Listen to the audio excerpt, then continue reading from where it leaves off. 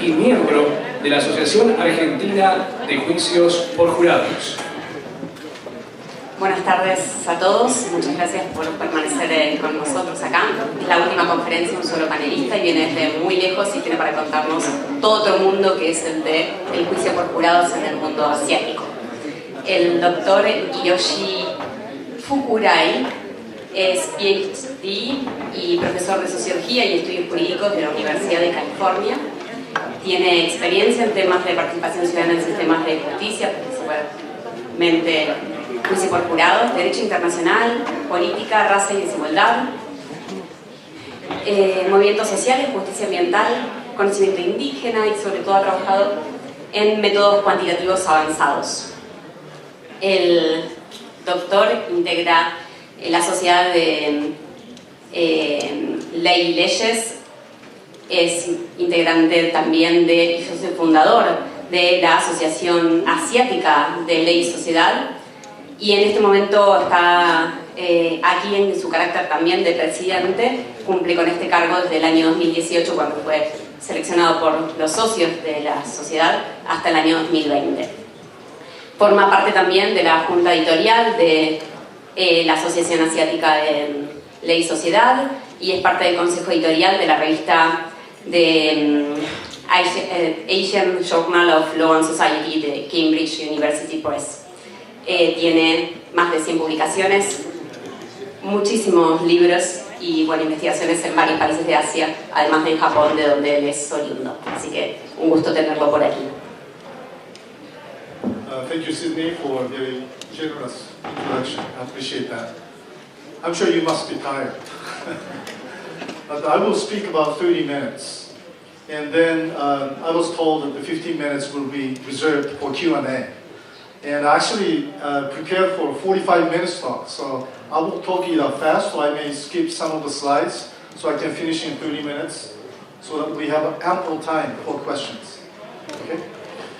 First of all, muchas gracias por su invitación por este muy importante Congreso Internacional de Juicio por Jurado. Mi capacidad de hablar español es muy limitada. So, mi presentación es en inglés. Mi apología profundamente para mi incapacidad de presentar en español. So, title of my presentation is Lay Participation in Japan. And the subtitle is the Mixed Tribunal in Criminal Trial, Prosecution Review Commission, which is also known as the Grand Jury, and civil jury trial in Japan. And before I start talking about the system of lay participation in Japan, it is important to realize that many systems of lay participation have been introduced in many Asian countries besides Japan. People's Republic of China, for example, adopted new constitution in late 1940s. And just like the constitution in Argentina, it had a provision for a lay participation system. But because of the leader Mao's distaste of the lay participation system, so it was not being realized for many decades. So it's only last 20 years the Chinese government has enacted a series of laws to realize their own system of lay participation, which they call system of lay assessors. And they have adopted it not only in the criminal case, but also civil case. And it's a combination of one professional judge and two citizen judges. That's a PRC, that's a Chino, the People's Republic of China. The Korea has introduced its own system of American-style jury system in 2008. Instead of using the 12 citizens to adjudicate criminal cases, they adopted the 3 collegial models of lay participation, consisting of 5 citizen panel, 7 citizen panel, and lastly 9 citizen panel. And the size of panel depends on the severity of criminal charges being assessed against the defendant. So that's Korea. And Taiwan has been deliberating on the various systems of lay participation for the past 10 years. And Judicial UN, which is the highest judicial organ in Taiwan, had announced about 10 years ago to adapt the mixed tribunal system. that is not American style, all citizen jury system, but it's a mixture of lay judge as well as the professional judges. But this discussion has changed when the new president came into the office 2 years ago, and it's she declared, as soon as she got into the office, decided to declare to introduce the American style, all citizen jury system. But nonetheless, Judicial UN recently moved to actually declare to introduce Japanese style mixed tribunal system and called Saiban in Taiwanese soil. So those are the kind of new movements happening. And tomorrow, Nikolai from Canada, originally from Russia, will talk about the new systems being adopted in many of the former Soviet republics, like Kazakhstan, the Georgias. Those are like in countries in the Central Asia, as well as northern western region of Asia. So I think his presentation is going to also give you a very different system of lay participation adopted in other countries. The reason I selected Japan is that Japan, for the last 100 years, had applied and adapted different forms of lay participation. For example, Japan has adopted American-style all-citizen 12-member jury trial from 1928 to 1943 for 15 years. It was only suspended because of the Second World War. Japan also adopted American-style 12-member civil jury trial from 1960s until 1972 in the island of Okinawa. That's a prefecture of Okinawa. Prefecture is like provinces in Argentina or states in the United States. It's the geopolitical unit. Okay? There are 47 prefectures in Japan. So the civil jury trial was adopted in prefecture or state of Okinawa. And of course, the mixed tribunal system was most recently adopted in 2009, which I will talk about first. Japan also adopted very unique grand jury system. It's called the Prosecution Review Commission. Usually prosecutors are the only body in the legal system with the power to issue the indictment, right? Indictment. Okay. In the case of Japan, not only the prosecutors, but also the citizen panel composed of randomly selected 11 citizens. That panel was empowered to make indictment decision. And it was introduced in 1948. And the new revision strengthened the power of the citizen panel to indict, especially the people who are kind of historically being evaded from being indicted by the public prosecutors, like the people in the public offices, including politicians, or people who are very powerful in the corporate world, right? And also in the government bureaucrats. So those are the people prosecutors were reluctant historically to indict. So citizens panel began to look at the decision made by the prosecutors and evaluate, and now have the legally binding power to initiate the formal mandatory prosecution or formally kind of group of individuals that prosecutors were reluctant to prosecute. So those are the stuff I'm going to talk about. Okay, let's go to the first panel and the slide. Thank you. Okay, now I'm going to talk about the most recent, the lay participation system adopted in Japan. It's called the Saiban trial. And it is called mixed tribunal, or which I call quasi-jury. It's not quite the same as the all-citizen American-style jury system. It's a quasi, it's similar to that. But it's composed of the panel of 3 professional judges and 6 citizen judges. So it's a combination of professional and lay judges. The kind of system that Cordoba had adopted, 2005, 2006. Even though Cordoba had transformed their system into the all-citizen jury system, which I envision that Japan hopefully will do the same path and follow the path. Also, they adjudicate the serious felony cases, and it is based on the special majority rule. So there's 9 people, right? 3 professional judges, 6 lay judges. So 5 decision becomes a final decision. But nonetheless, the majority vote must have a vote from at least 1 judge. And otherwise, it doesn't constitute legal. That's why it's called a special majority rule. And they will make a decision, guilt, and upon guilt, then they make a decision, the severity of sentence.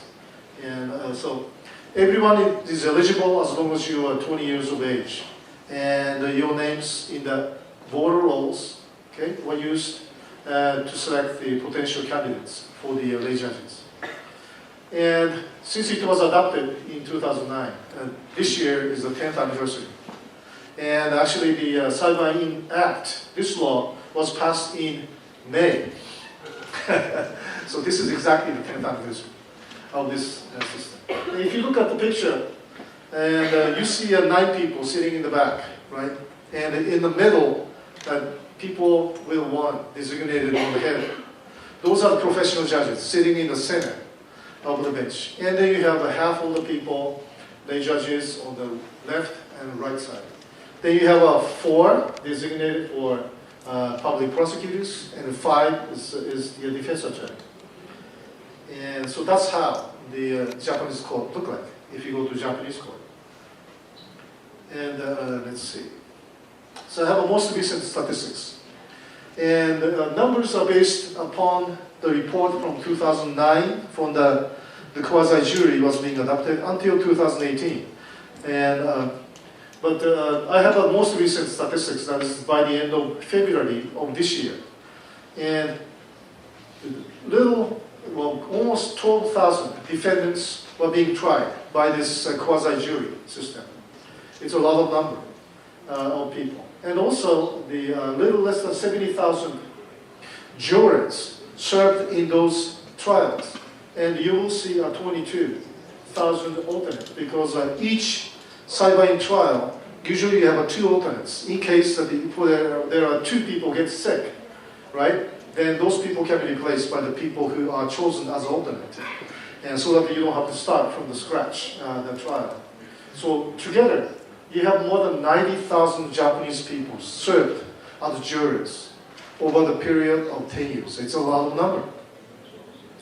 But the length of the trial has extended. When it was adopted in 2009, 3.7 days. That's the average length of trial. So if trial started from Monday, the whole trial ends within that week. But now, the length has extended.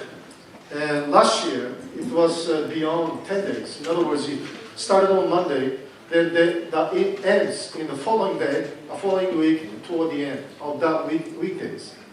And also statistics shows that the number of people being acquitted rather than being convicted. And in the year 2009, since the act was implemented in May, the first trial took place in August, there were not many defendants being tried, 142, and every one of those being found guilty. So conviction rate was 100%.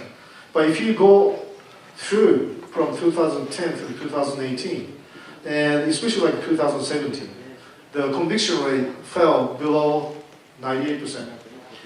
It may not seem kind of significant, but nonetheless, it's quite significant because under bench trial system, they almost always had well above 99% conviction rate. So at least there is a small reduction of the conviction rate when the lay participation system started, 2019. Now this is kind of a strange statistics because this is the number of sentences rendered by the quasi-jury and with a sentence beyond the recommended sentence by the prosecutors. And if you look at the 2010, 2011, 2012, and 2013, there are an increasing number of sentences which went beyond the recommended sentence suggested by the prosecution. And this gained a kind of very frenzied media attention.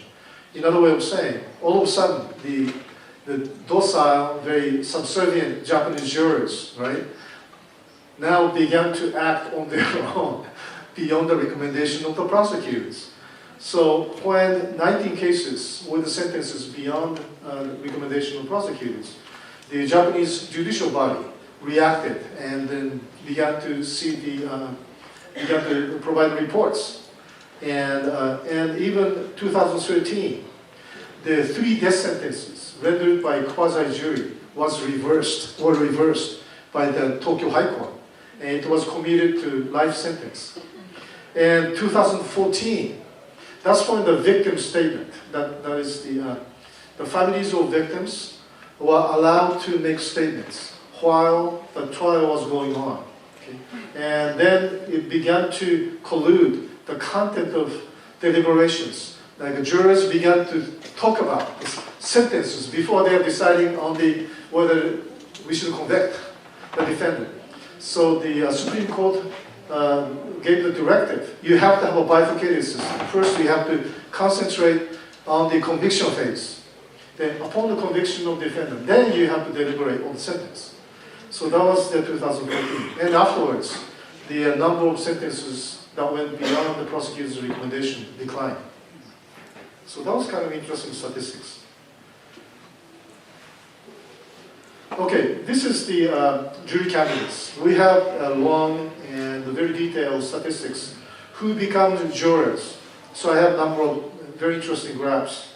And some are in Japanese, but nonetheless, I converted into English. So you should be able to understand, and it's in Spanish too. Now, for a 10-year period, the Japanese, 1 million people being identified as a potential jurors.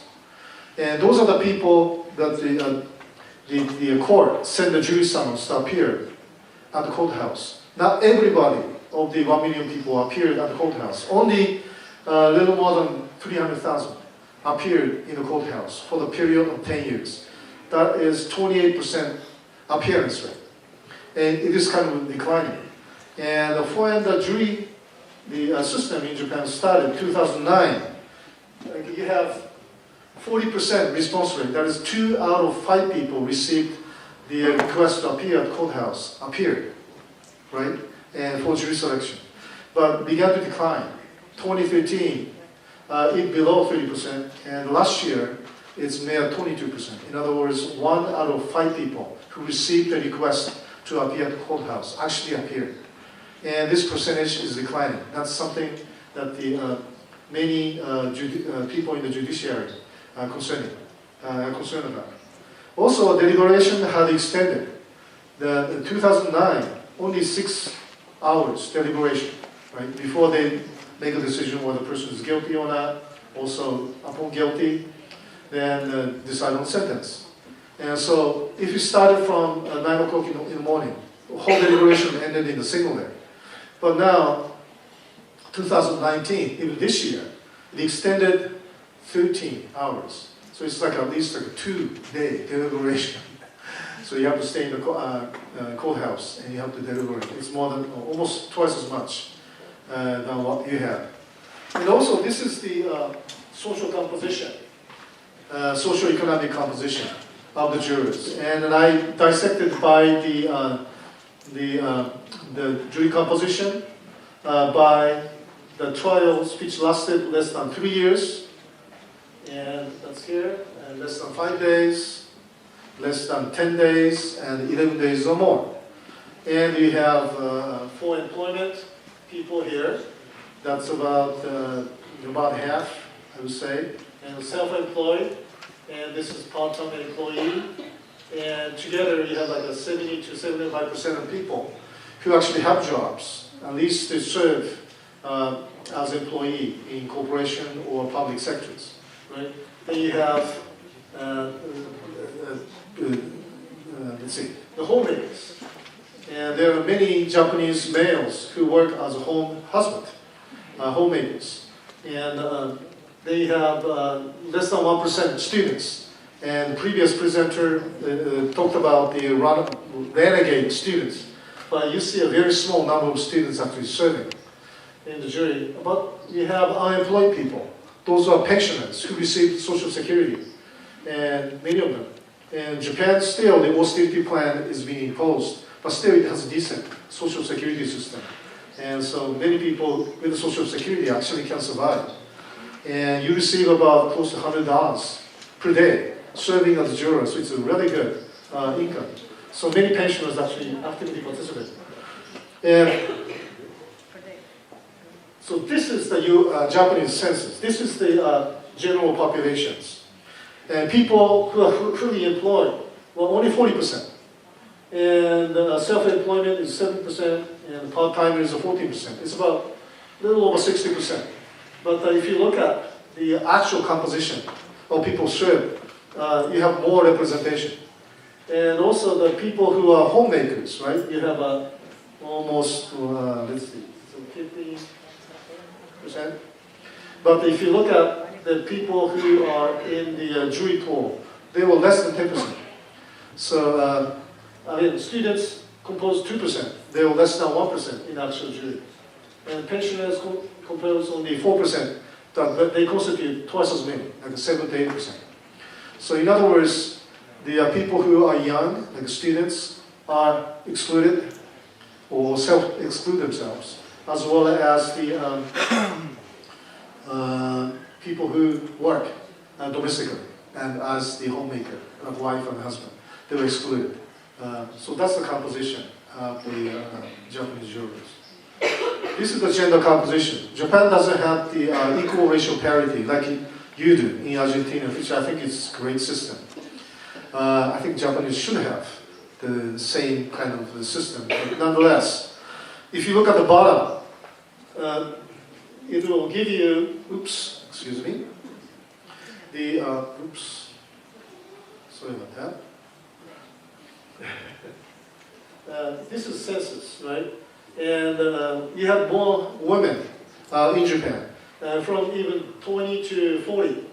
You have more women than male. But if you look at the actual composition of jurors who serve on the jury, there are definitely more men than women. And even greater the length of the service that you have endured. The longer the jury trial, less women serve. And what's concerning is like a sexual assault cases, sex crimes. And women's representation is only 40%. 2 out of 5 people in those trials are women. And so that means women's voices are less likely to be heard and being expressed in deliberation. And that's why I think Argentinian system of racial parity is very significant. And I think Japan should model that. Now, court testimonials. Japan used to have the dossier trial. That is, everything was based upon the written documents. And I'm sure that the Argentinian system was based on dossier system too. Like investigators create a document, right? And the judges use those documents on the basis of the evidence that they deliberate and they make decisions. So because of this quasi-jury system, Japan was trying to move away from dossier, the document-oriented system, into more of a testimonial system. The witnesses testify in court. But in the beginning, 2009, the number of witnesses testified in court was 1.6. It's a little more than 1%. And so oftentimes in a trial, you see the prosecutors actually reading the investigative documents instead of summoning the witness to testify in court. And it was criticized very severely. So the number of people who testify in court increased. And 2013 increased to almost 3 people. And this year is well beyond 3 people being called in. They have to actually testify in front of the lay and the professional judges. But the number of people who testify depends on who requests those extra witnesses. The prosecutors are the main organ that increase the number of witnesses to testify. Defense attorneys usually request only 1 person from the beginning to now. And so, and also, those are the experiences of the actual jurors. And 63% of the jurors said they understood proceeding. and only 6% said difficult to understand what was going on. And deliberation experience, overwhelming majority of the jurors who served in the trial, like 73%, participated fully in the discussion with the fellow lay judges as well as the professional judges. And only 7% said not satisfactory. And overall satisfaction of the experience, majority of people said very positive and very good experience. And additional 40% said good experience. In other words, by putting those together, 96% of people who experienced the jury trial said experience was either extremely positive or very good and very positive. Now, this is the court instruction. The instruction by the prosecutors were good, easy to understand, or how about the judges? How about the defense attorneys? And you can see a tremendous changes. Those are over the period of 2010, 11, 13, and 14. And if you look at the prosecutors, and when the trial started, more than 80% of the jurors said the instructions were easy to understand, right? And it began to decline, but still, the large majority of people understood the instructions given by the prosecutors. How about judges? Judges' instructions are good and easy to understand, as always. And because the prosecutors and the judges went through the mock trials even before the adoption of the system, very intensely. Defense attorney is the areas that needs quite a bit of improvement. And the people who understood the defense attorney's explanation never reached majority. And when it was introduced, 2009, it was 49%, and ever since it declining. And the most important and concerning area is here. If you see, the percentage of instructions given by the defense attorneys had increased significantly. So that's the areas I think that the defense attorneys need to work, as well as prosecutors. Okay, this is the yeah,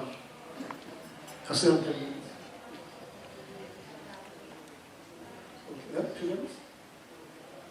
5 minutes? Okay. 10. Okay, I'm going to finish very fast. This is the grand jury system, and this is a system that doesn't exist anywhere because I looked around hard.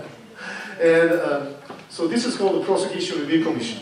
It's a grand jury, jurado grand, and it's called the PRC, Prosecution Review Commission.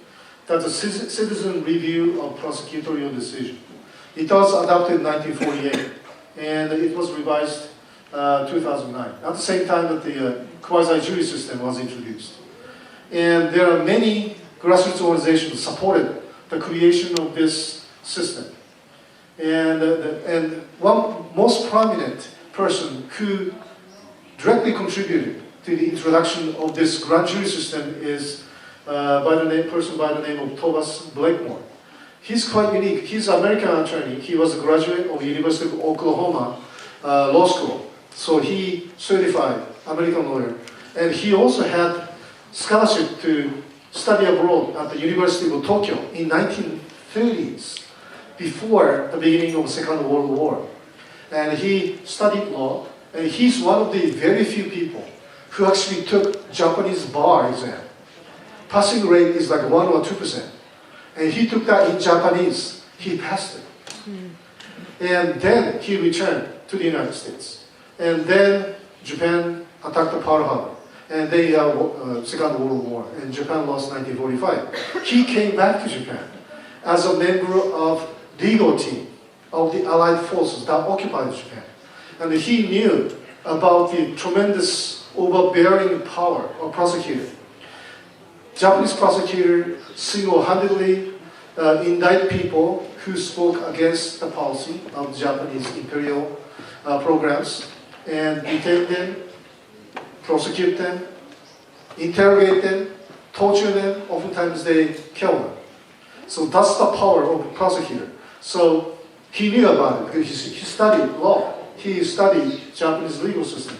So he tried to create a system to curtail this overbearing power of prosecutor and had suggested this system.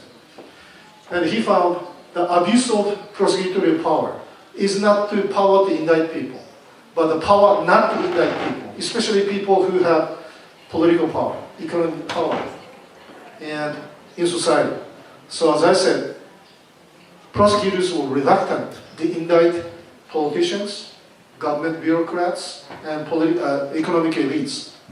So when prosecutors refused the indictment, refused to issue the indictment, then that decision will be reviewed upon request by the citizen by this judicial panel composed solely of 11 Japanese citizens. No participation of the judge, no participation of defense attorneys, no participation of prosecutors. Those 11 people randomly selected from the community, they will make a decision whether decision by the prosecution not to indict those powerful power elites, economic and political sectors, was improper, and so indictment should have been issued. Okay? And it was non-binding. So most often, even though this citizen review panel decided that the prosecutor should have indicted the corrupt political officials, prosecutors often ignored, rarely acted upon recommendation, but it changed 2009 when the prosecutors decided not to issue the indictment, and this review panel decided twice that indictment should have been issued. Then that second indictment by the review committee will become mandatory. So there have been 9 cases since 2009. Oops, excuse me. The mandatory prosecution had been issued. Akashi, like the first one is Akashi pedestrian bridge case. The number of people being killed because of the failure of police officers to supervise the flow of the clouds. Many people being stampeded, and even baby being stamped to death. And the deputy police chief was indicted because the prosecutors refused to indict their own people. So, and the citizen review panel issued twice. This person needs to be indicted. But unfortunately, the statute of limitation had expired. So the indictment decision was dismissed. Second one was 150 people being killed because JR West was the second or third most powerful and prosperous Japanese corporation. And they put more emphasis on making profit rather than the safety of their passengers. And because of the failure to install safety features in the train wrecked and killed more than 150 people. And so 3 people, the CEOs, prosecutors refused to indict those people. But the civil panel twice decided those people need to be indicted and prosecuted. But the judge acquitted in the trial those 3 people. Rikuzenkai, the 4th case, Osawa Ishiro was the most powerful Japanese politician. He was the leader of the leading Japanese party called Democratic Party. And he was indicted of the campaign financing law. And he was indicted twice by the review panel, but he was acquitted by the professional judge. And so, and on and on. And right now, the Tokyo Electric Power Company, 3 CEOs, the explosion of nuclear power plant led to the forced relocation of millions of people, especially from prefecture of Fukushima, including my brother-in-law. And they filed a lawsuit, but none of those people actually won the case. But anyway, so 3 CEOs that the prosecutors refused to indict, they were being indicted forcefully by the review panel. And trial started 2 years ago, but the actual trial will start by the end of this month by the judge. But my prediction is judge will acquit those CEOs based on, because those trials are not being subjected to side-by-in or mixed jury trial, where you have the lay participants. Those are bench trials. Judges rarely, unlike like a lenient decision by the prosecutors, Japanese judge rarely convict power elites. But anyway, So this is the system, Japanese. And so the last, just give me 1 minute. And the introduction of the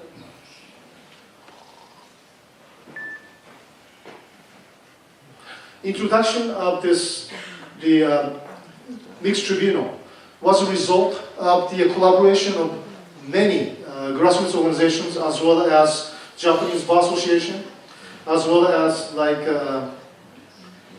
look at, maybe I skipped. Okay, you can see that. As a result of those organizations, Japanese Federation of Associations, those are basically Japanese bar, Japanese Federation of Housewives, and actually exists, Japanese Federation of very powerful organization of housewives. I know the person who was the leader, and we worked together.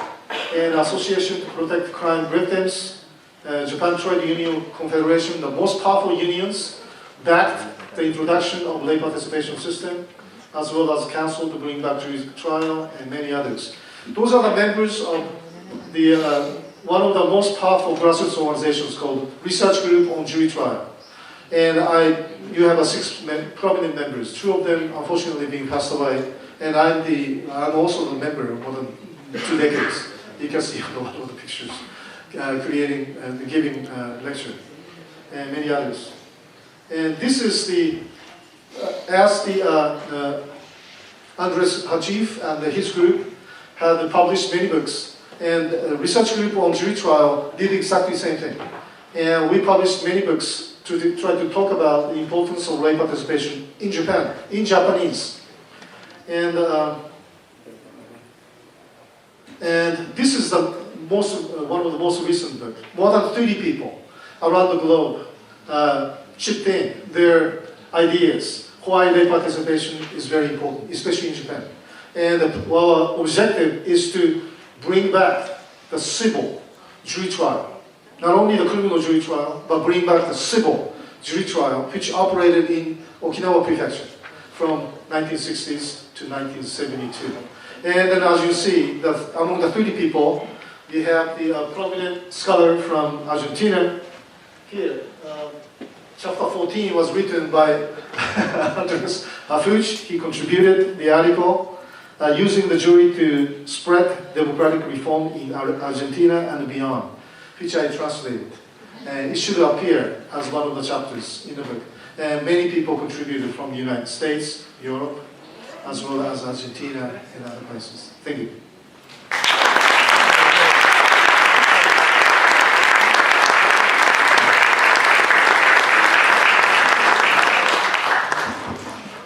Gracias, Hiroshi. Abrimos a preguntas.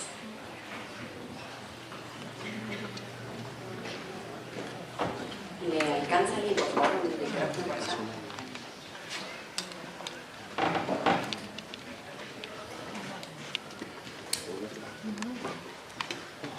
Gracias, Hiroshi, por este panorama tan interesante de una experiencia en un país tan importante como Japón.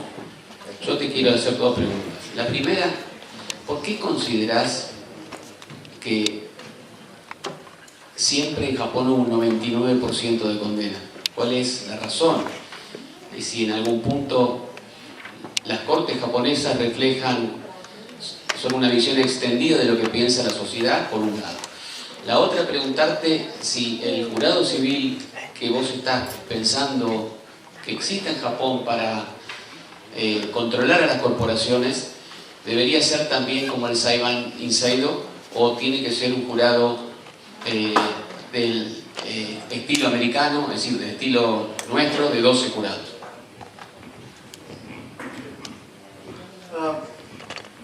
Excellent question. One of the reasons that, despite the fact that the lay participation did not significantly lower the conviction rate, is because the prosecutors, I mean, this being actually analyzed already, so I can just give you, that's not my research, but it's been published.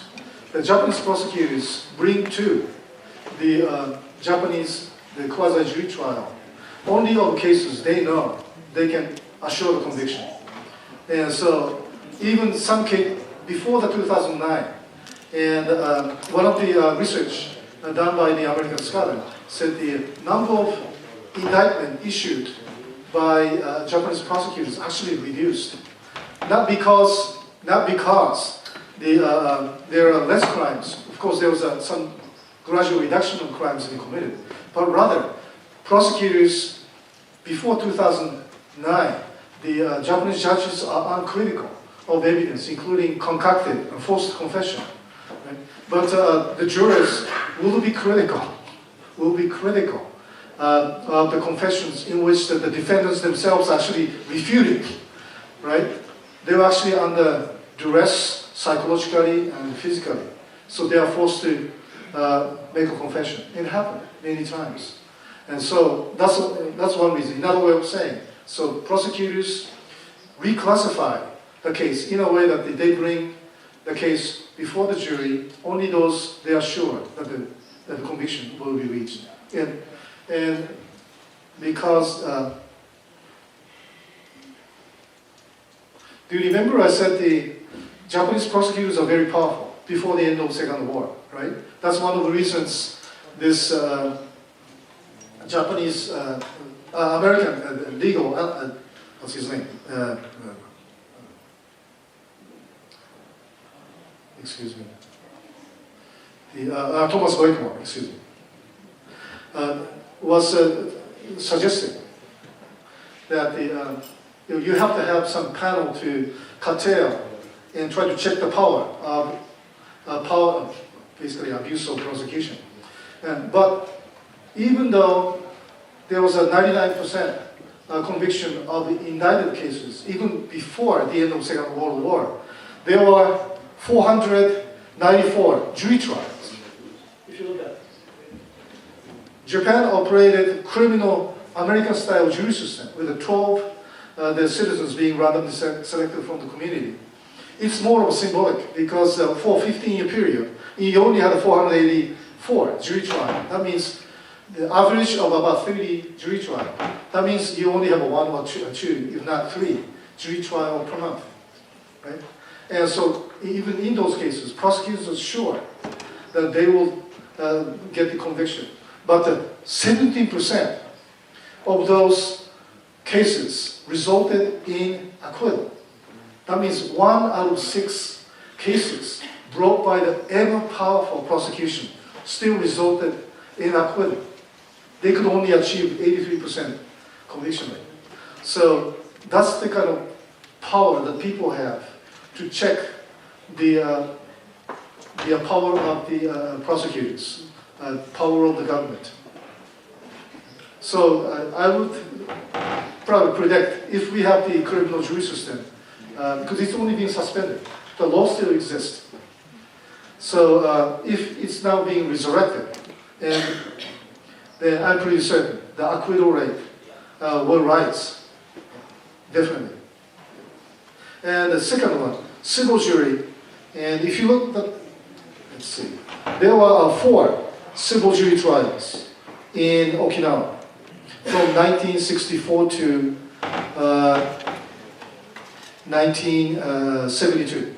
So there are not many jury trials. So if you look at here, there are 11 the jury trials took place in prefecture of Okinawa, from 1960s to 1972. And 2 of those cases, criminal cases, defendants escaped the island right before the trial. So it failed to be commenced. So you only have a 5 criminal jury trial, and as well as 4 civil jury trial. But in the case of 4 civil jury trials, the plaintiffs were all women. And they were either widow, lost husband due to accident, and the widow sued the corporation, the U.S. multinational corporation operating in Okinawa, that's a construction company, and sued that. And she also sued the U.S. multinational insurance company that actually insured a vehicle that killed her husband. And she was actually Okinawan. She married the American service person. And she won both cases, along with 2 other American women sued US multinational corporation, as well as the most powerful local power company. So 4 civil cases, all plaintiffs, all women, won cases against corporations, powerful corporations. It's 100% and winning ratio. And they won anywhere from $22,000 to $125,000. Remember, it's almost like 60 years ago.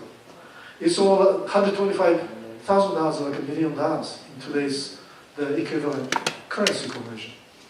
And then the jury was truly international. Anybody who stayed on the island 3 months or more was eligible. So many Americans, including soldiers, their families. This was during the Vietnam War. So Okinawa was like an outpost of the US military bases. 20% of Okinawa was occupied by US military bases.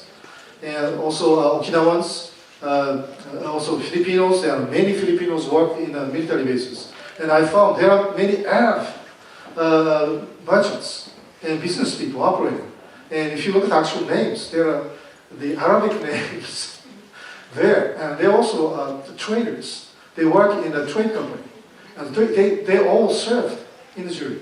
And also one of the criminal jury trials, it depends on the judges, how judges actually act in the deliberation process. They guide and frame the discussion, frame border of discussion, so they also allow the jurors to actually explore their independent ideas and based on free thinking, free will. So I think it depends on the kind of instructions and kind of parameters set by the judges. And but one of the penetrating critique of the influence of judges is that the judge actually make a determination on the law, the kinds of evidence to be introduced. And despite the fact that the jurors do not have any information on the evidence, but judges have. So they have kind of predisposed ideas, and based on the experience, they set the parameters within which the kinds of evidence need to be exposed to the jurors. So I think it's been mixed, but I would say it is inevitable. If you have professional judges in the deliberation with the lay judges, it is inevitable. You have an influence, either not in terms of the actual words, but the kind of atmosphere that the presence of professional judges create in deliberation room. Especially the deliberation is now beyond 13 hours, right? So you are actually in the same room instead of like 6 hours. You're done started from 9 o'clock and by 5 o'clock you're gone. But now it's over 2 days, if not 3 days, and ever presence.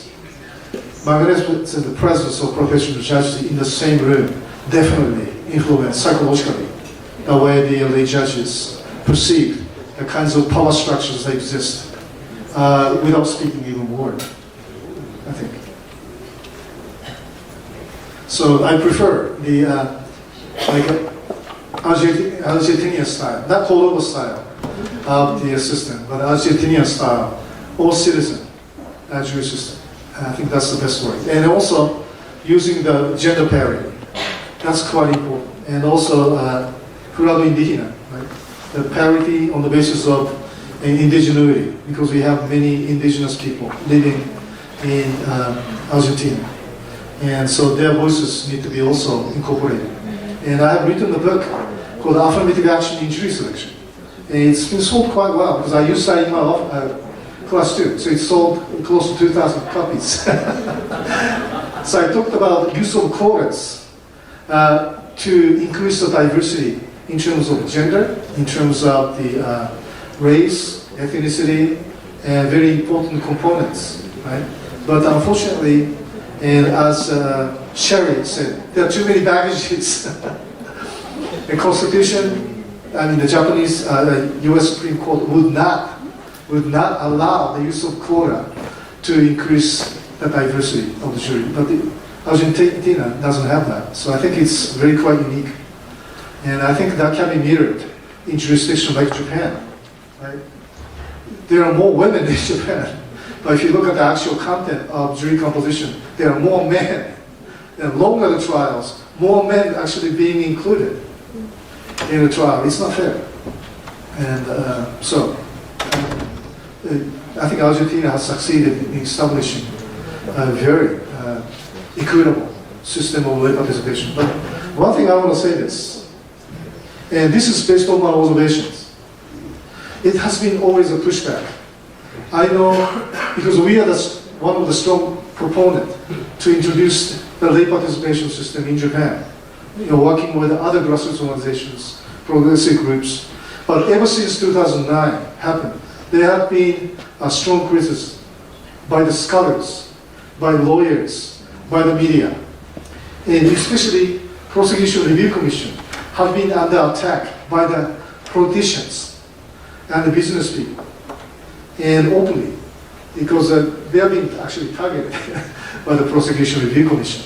So I like the word said by Amy Goodman. She's the host of Democracy Now! Maybe some of you may have actually seen. And she has written a number of books, and she said, democracy cannot rest, because always the people who try to eradicate the kind of democracy won through popular struggles, they are almost always under attack. So you cannot rest. You keep resisting and making sure you're fighting, not only to preserve, but even make a great improvement. So you cannot rest that way.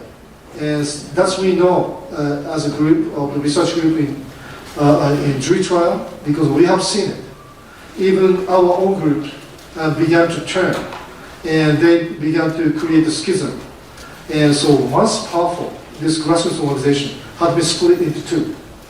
We began to mend under the banner of pushing for the introduction of what we originally wanted, jury system, not the mixed tribunal system, especially extending not only criminal, but the civil domain. That's one of the reasons we have more than 30 people contributing their opinions of why lay participation is important. And thank you for your participation in contributing the article, and many others.